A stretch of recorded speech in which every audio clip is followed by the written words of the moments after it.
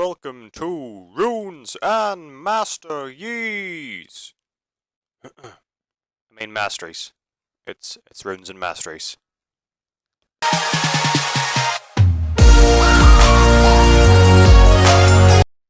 Alright guys, welcome to my Runes and Masteries video. You've been asking for this for quite a while, and instead of me fobbing you off to my LOL King page, my GTOP page, or kind of just saying 2109, I can actually sit and kind of talk through what I choose over other things and the reasons I choose them for, what my favourite things are, and kind of talk you through in what situation maybe certain things should be used over others. So, grab a nice little cup of tea or a nice cold glass of milk, sit back, relax, open this video, spec your tree, and then go and get diamond. Alright guys, you're basically going to start off with 21, 0, 9. That's 21 offense, 0 defense, and 9 utility. Basically, you're going to go 4 in sorcery, and 3 mental force. 3 mental force is awesome for the pure fact you get 16 ability part level 18. And obviously, take into consideration if you get a Rabadons and a Void Staff, you're going to have that extra pen, and you're going to have that percentage extra AP from the 16 ability. Move down to Arcane Mastery, that's 6 AP at level 1, which is awesome because taking into consideration you want to have a Doran's Ring and everything else in between. And we're going to go for Executioner, increases damage dealt to champions below 35% by 5%. Pretty sick. Now my favourite thing actually in the tree is Spell Weaving. Spell Weaving is awesome because every time you auto attack someone, you're going to get an extra percentage of spell damage, and it stacks up to 3 times. And what you'll see if you watch a lot of my main gameplay videos, as in full gameplays, you'll see that I really heavily harass people at level 1, 2 and 3 and 4 with my auto attacks. And it's not just for the pure fact you auto attack them, it's actually just to stack up my spell weaving, so whenever I do attack them with my turrets or do attack with my missiles, it's going to do that little extra damage. You sort of think, oh well, 23% or 1% or 2%, but think how many times people have gotten away on 1 health. So yeah, spell weaving is sick. You have blade weaving, damage an enemy with spell, increases basic attack damage by 1%, stacking 3 times, kind of goes well together. Archmage increases ability power by 5%, which is absolutely ridiculous because obviously you're going to have this at level 1 and right way through level 18, and then obviously as the game goes on this will be even more handy. And we'll go to Arcane Blade. Arcane Blade obviously goes really well with spell weaving because basic attacks also deal bonus damage to 5% of your AP, so everything goes well in sync. Devastating Strikes, extra magic pen and armor pen. Obviously magic pen again at any level is awesome. And then Havoc, which is 3% increased damage regardless of where the source comes from, whether it be AD, AP or anything else. Basically this is the main reason you come into this tree. And then we're going to do a quick jump over utility, and then we'll go down my very brief utility tree here. But basically the core build of your masteries are going to consist of offense at 21, and you basically, the main reason is you want to get all damage sources increased because you're obviously an AP mid or an AP top, and you need that pen, you need that extra AP, and then that spell weaving obviously helps. Well, helps me anyway, helps my playstyle. I don't know what you guys are like. Expanded Mind, plus 75 mana. You need a bit of a bigger mana pool on Heimerdinger early game until you get your double Dorans. Because really, I don't know why you guys play it, but if you watch me, I try to conserve mana as much as possible, let my turrets do the CSing, so I never really clear waves with my W or my E, because he has such a small mana pool. But from doing this, it allows me to build very offensively and not have to build like a Chalice or Tear or any other kind of mana regen item. Then we just kind of go Fleet of Foot, extra 0.5% movement speed to jump down to the next tier. Then we go Strength of Spirit, which is plus 1 health regen for 5 seconds for every 300 mana. Basically health regen actually goes really well with Heimerdinger's passive, so anything that you can kind of click on that gets that, you don't have to sacrifice for AP, and definitely do it. So, and then Summoner's Insight reduces the cooldown to summoner spells by 7%. Awesome, because you know you're going to be using your flash regardless of if you're AP, AD or anything else. And then Alchemist increases the duration of potions and elixirs by 10%. I actually really like this because I'm a hefty user of elixirs.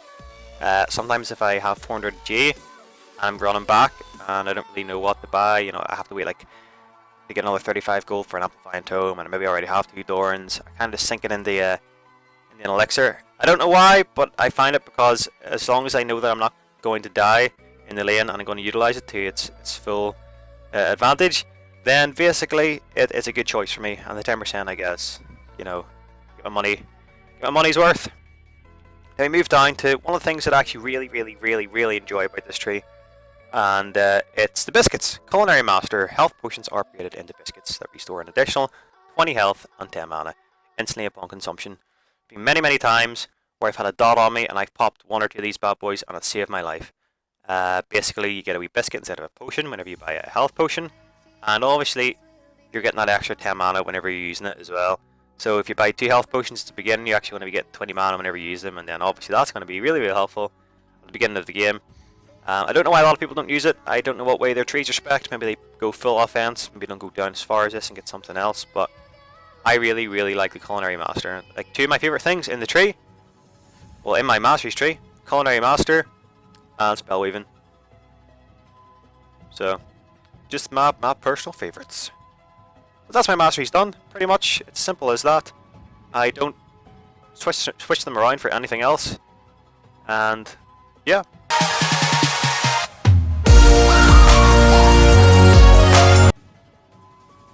Alright guys, this is my runes page. Basically, I use 2 pages, AP Mix and AP Skill and Armor. AP Mix is predominantly used whenever I'm against a mid laner, like Syndra or Sig, someone who has heavy AP themselves, or a tanky top like Malphite. Reason being is because I need to nuke them down, or else trade heavily and get the first blood, and there's no better page than this. I'm an aggressive player, and you're probably looking at this saying, oh my god, there's no magic resistance, but I don't build any magic resistance, unless I obviously have to in game, but starting off I never ever would put runes as magic resistance if I'm a mid laner. Probably thinking that's absolute blasphemy, but I'm an aggressive player, it fits my playstyle well, and obviously the results show that it works. If you don't feel comfortable, then you can kind of throw some MR runes somewhere, but I generally think it'll be counterproductive, especially if you're building heavy AP. So basically, going by my rune page right here, my seals are all ability power, 0.59. They all just, I think there's 9 of them, 1, 2, 3, 4, 5, 6, 7, 8, 9. Yep, all 9 ability power. My glyphs are all skill and ability power, which means I actually get that ability power maxed out at level 18. That's 1, 2, 3, 4, 5, 6, 7, 8, 9 again. And then Quints are all just pure ability power, which means you get it as soon as you start the game. The reason being is, obviously you want to start with as much ability power as possible if you're an aggressive player, because you have all this, as well as your Doran's Ring, as well as your Masteries, and you can be, well, pretty deadly if they haven't built any MR themselves, and obviously if you're a better player than them, it's going to give out dividends. So, my marks are all Magic Pen, because Magic Pen is actually really underrated at low levels, and mixed with all this AP, it can be absolutely filthy. So yeah, that is simply it. Put in a space of about 2 minutes there, this is my rune page. This is one I use a lot, because I'm very rarely against mid laners that are AD, unless it's maybe Zed or Yasuo, or if I'm top against a Riven, I would switch to this. Alright guys, as you can see, this page is very similar to the previous one. The only difference is that the seals of ability power are swapped out for seals of armor.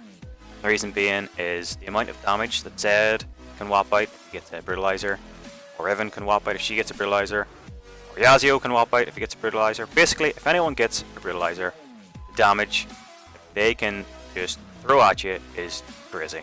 So the only way to kind of solve this is either by killing them before they kill you, building an hourglass, having a wee tiny bit of armor to kind of keep you in there and keep you going until your jungler comes. But yeah, you still want to be as offensive as possible, because the main thing is you're a damage dealer. You need to deal damage, or nothing's going to happen. You know, you can't just muck around top and build health and do what say Renekton does and he'll have a high base damage, but realistically, unless you have pen and you have a good amount of ability power early game, probably not going to do very well in lane until maybe mid game. So yeah, once again, Glyph skill and ability power, 3 high-end quints, 4.95 ability power, and then it's the exact same marks as before. So yeah, the only thing you're changing is the greater seal of armor. Alright, I hope you guys found this useful. If you did, like, subscribe, comment, and all that jazz. And yeah, thanks for watching. Good luck on the Rift, and I'll see you in Diamond Cube sometime soon. See you later.